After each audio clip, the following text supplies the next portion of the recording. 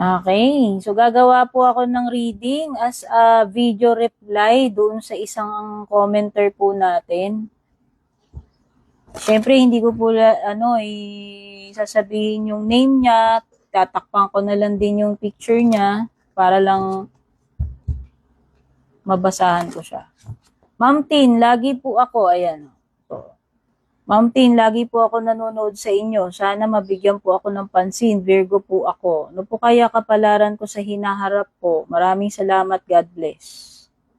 God bless din po sa inyo. Ito lang ang maiksing reading na maire-reply ko sa inyo. Pwede rin po ito dun sa mga, yung iba, kung nakaka-relate kayo, ha?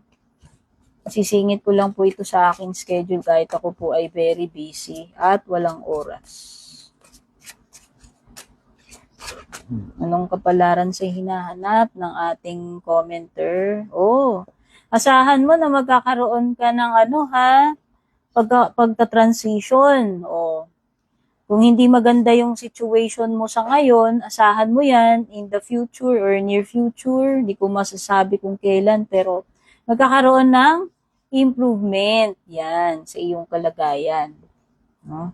And ito rin ay magandang indication kung naghahanap ka ng mga better na lilipatan, like better job or better place na lilipatan, maganda rin yan. No? Pwede rin itong may kinalaman sa mga bagay na tatalikuran mo na at ikaw ay maghahanap na or mag-i-start ng panibagong buhay sa ibang lugar. Pwede rin. Kaya magandang senyales to kung gusto mo mag-start sa ibang lugar. Whether job yan, or buhay mo, no? Or place to live.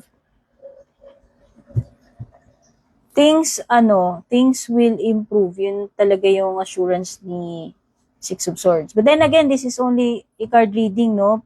Hindi ito guaranteed kung mangyayari ba talaga to or hindi, ha?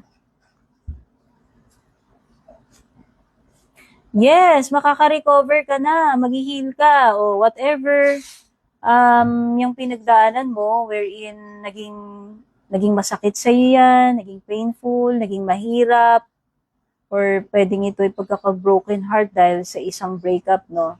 So this is, a sign na unti-unti mo nang matatanggap yung situation na yan, and unti-unti na rin magkakaroon ng healing, unti-unti na rin mag-i-improve yung pakiramdam mo, no?